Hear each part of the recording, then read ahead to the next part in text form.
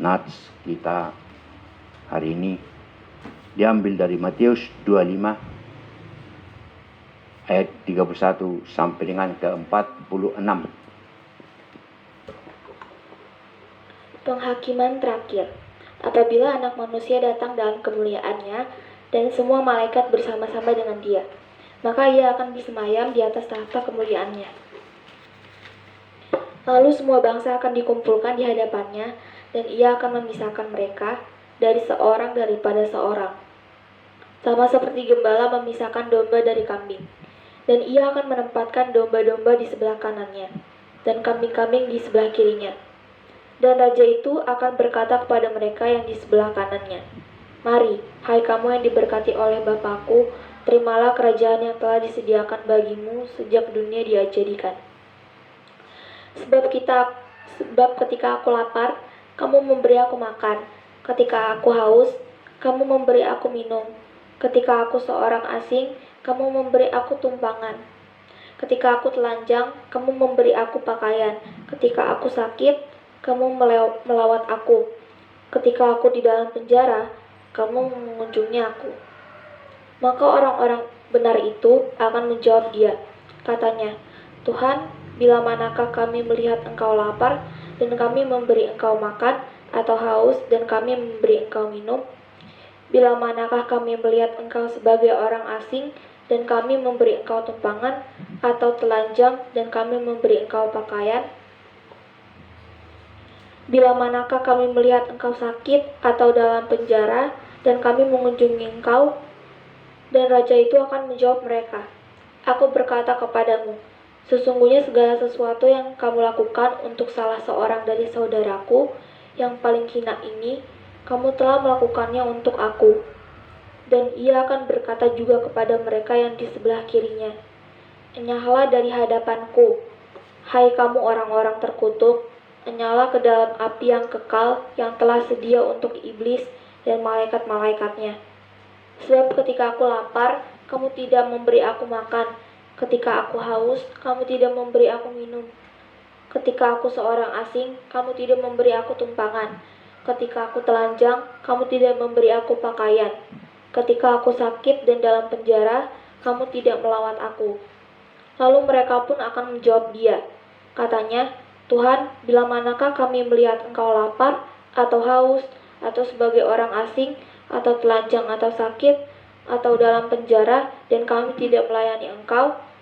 Maka Ia akan menjawab mereka, "Aku berkata kepadamu, sesungguhnya segala sesuatu yang tidak kamu lakukan untuk salah seorang dari yang paling hina ini, kamu tidak melakukannya juga untuk aku." Dan mereka ini akan masuk ke tempat siksaan yang kekal, tetapi orang benar ke dalam hidup yang kekal. Demikianlah firman Tuhan. Itulah nats kita untuk minggu ini. Topik daripada nats kita adalah penghakiman terakhir. Jemaat Tuhan yang dikasihi oleh Yesus Kristus, menurut agenda gerejawi HKBP, maka hari ini adalah ujung tahun gerejawi, ujung tahun perhuriaon. Juga pada kesempatan hari ini adalah mengenang orang-orang yang telah meninggal, perninggotan tuaka namodding. Maka nats kita ataupun firman kita yang saat ini adalah tentang penghakiman terakhir untuk setiap manusia kelak. Dan Dia akan menempatkan domba-domba di sebelah kanannya dan kambing-kambing di sebelah kirinya. Ayat 33 pada nats kita yang tadi. Maksudnya adalah Tuhan akan memilah dan memisahkan orang-orang yang benar di sebelah kanannya dan orang-orang yang tidak benar, yang tidak berkenan, akan ditempatkan di sebelah kirinya.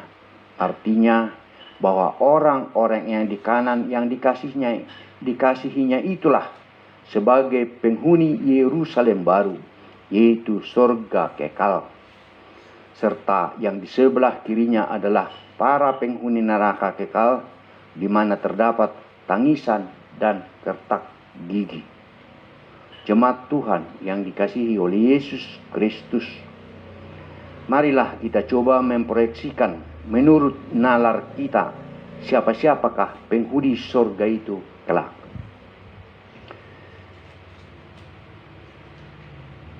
Jika kita pergi melayat kepada tempat pergabungan, kepada saudara atau sahabat atau siapapun yang meninggal, khususnya pada suku-suku orang Batak, maka di sana kita akan mendengarkan tangisan dan ratapan dan juga kata-kata penghiburan.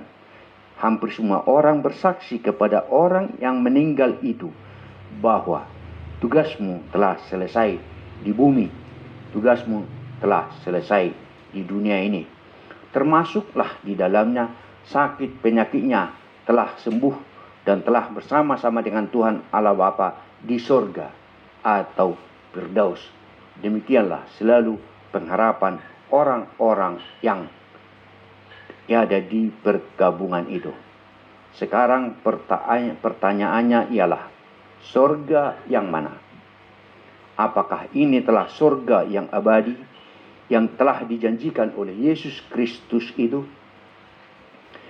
Pengakuan iman kita mengatakan, pada hari yang ketiga bangkit pula dari antara orang mati, naik ke surga, duduk di sebelah kanan Allah Bapa yang Maha Kuasa, dan akan datang dari sana untuk menghakimi orang yang hidup dan yang mati, dan seterusnya. Tentu itu yang tadi bukanlah akhir daripada surga itu. Masih ada nanti penghakiman terakhir yang dikomandoi, yang dikepalai oleh Yesus Kristus.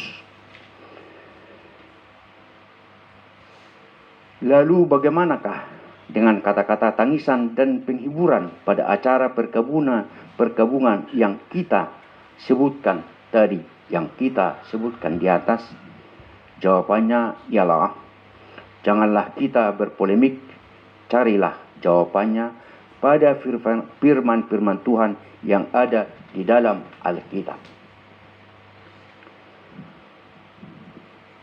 Kita tahu di dalam Bible, Alkitab orang Kristen, bahwa Firdaus itu adalah tempat bersemayamnya orang meninggal. Sekarang cobalah kita merenungkan siapakah para penghuni surga itu kelak, di manakah peluang kita saat ini. Surga itu adalah tempat maha kudus dan maha mulia, tempat kerajaan Allah yang menciptakan segala sesuatunya, termasuk bumi, matahari, bulan, dan bintang-bintang, dan sebagainya. Itu adalah ciptaan Tuhan. Tentunya penghuninya adalah orang-orang yang kudus dan yang telah dikuduskan oleh Tuhan. Tentunya semua memakai mahkota kerajaan. Pertanyaan berikutnya adalah, apakah mahkota semua orang akan sama nantinya? Menurut nalar saya, tentunya mahkota ini dibagi 3 bagian. Mahkota yang pertama adalah mahkota utama. Mahkota untuk orang-orang pilihan yang diberkati Tuhan. Kita tahu seperti Abraham, Elia, Daud, Salomo, Musa, Yohanes, dan lain-lain, serta orang-orang yang martir dan menderita karena pemberitaan tentang Yesus serta firman Tuhan, yang meninggal karena bersaksi akan Tuhan Yesus Kristus dan firman-firman-Nya. Sepertinya demikianlah yang masuk ke dalam yang mempunyai mahkota utama. Yang kedua adalah mahkota media. Orang-orang yang taat akan firman Tuhan, yang suka membantu anak yatim piatu, janda miskin, serta selalu merendahkan diri, tidak sombong karena hartanya, tidak sombong karena kedudukannya, sayang kepada saudara-saudaranya dan sesamanya, dan perbuatan lainnya dengan segala kerendahan hatinya, itulah pelaku firman. Sedangkan yang memakai mahkota yang ketiga, saya namakan mahkota